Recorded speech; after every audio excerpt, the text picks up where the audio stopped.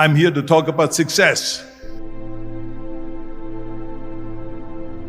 The first rule of success is to have a vision. You see, if you don't have a vision of where you go, and if you don't have a goal where you go, you drift around and you never end up anywhere. I mean, as you know, I was born in 1947 in Austria after the Second World War. So I was very fortunate that I stumbled onto my vision. And I didn't really like Austria when I grew up. I couldn't wait to get out of there. I couldn't see myself becoming a farmer or a worker in a factory or anything like that. Even though my parents wanted me to stay there and have a normal life. But that was their vision, not mine. My vision was totally different. I felt that I was born for something special, for something unique, for something big. Then one day I went to school. I remember I was 11 years old, and they showed a documentary about America. And there they showed in this documentary the huge skyscrapers, the high-rises, the huge bridges, the 6-lane freeways, and all of this stuff. And I said to myself, that's where I want to be. I don't want to be around here with these little farmhouses and these little buildings. I want to be in America. One day after school, I walked by a store in Graz. So I went inside and I looked around, and then I saw a magazine. I saw a bodybuilding magazine that had Reg Park on the cover. Reg Park was then a 3-time Mr. Universe. And I saw him on the big screen as Hercules. I read that and I said to myself, wow, this is the blueprint for my life. This is exactly what I want to do. I want to become a bodybuilding champion just like Reg Park. I want to get into movies just like Reg Park. And I want to make millions of dollars and be rich and famous just like Reg Park. You know how great it felt that I knew where I was going? Imagine the majority of people don't know where they're going. I knew where I was going, that I'm going to become this bodybuilding champion just like him. So it was just a question of how do you do it? I was so relieved, because when you have a goal, when you have a vision, everything becomes easy.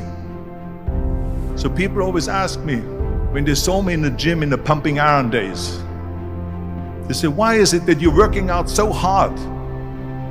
5 hours a day, 6 hours a day, and you have always a smile on your face. And I told people all the time, I said, because to me, I'm shooting for a goal. In front of me is the Mr. Universe title. So every rep that I do gets me closer to accomplishing that goal, to make this goal, this vision turn into reality. Every single set that I do, every repetition, every weight that I lift will get me a step closer to turn this goal into reality. So I couldn't wait to do another 500-pound squat. I couldn't wait to do another 500-pound bench press. I couldn't wait to do another 2,000 reps of sit-ups. I couldn't wait for the next exercise. At the age of 20, I went to London and I won the Mr. Universe contest as the youngest Mr. Universe ever. And it was because I had a goal.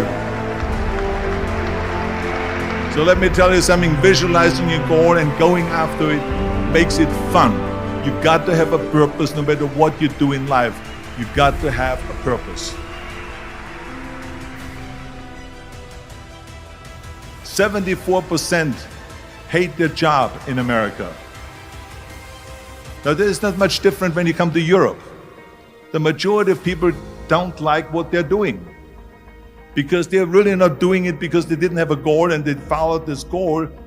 They just aimlessly drift around, and then all of a sudden there's a job opening, so they get that job because you have to work. But then when you work, it's a chore. It's work. It's not fun. So if you think about, only a quarter of the people really enjoy what they're doing in life. That is unbelievable if you think about it. So I felt so blessed that I knew what I was doing. It's like a medical student that studies and knows he wants to become a doctor. You know where to go. And the same thing is also in politics. I remember that in politics, I had a very clear vision that I will be the leader of California. This is as far as I could go because I was not born in America, so I could not run for president. So being the governor of the fifth largest state,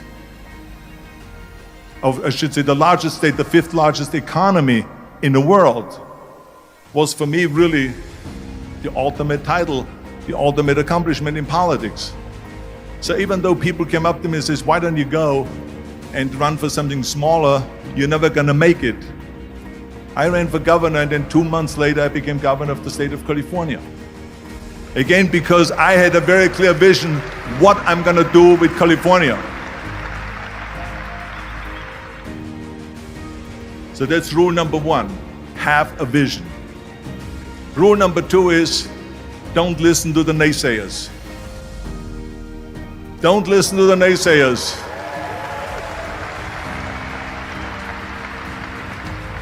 Everything I ever did, the thing that I heard out of people's mouth was, that's impossible. That can't be done. Or no. That is exactly what I heard, and of course I proved to the people that it can't be done. So whenever someone said to me, it can't be done, I heard, it can be done. When they said no, I heard yes. And when they said it's impossible, I heard, it is possible. I'm a strong believer of what Nelson Mandela said, that everything is always impossible until someone does it. Well, I'm gonna be the one, I said to myself, I'm gonna do it and I'm gonna show it to them. Maybe it has never been done before. That's perfectly fine with me. But I'm gonna do it. And I did not listen to the naysayers. It's all about the hard work that you put in. I said to myself, in bodybuilding, I worked out 5-6 hours a day. I'm going to do the same thing now for acting.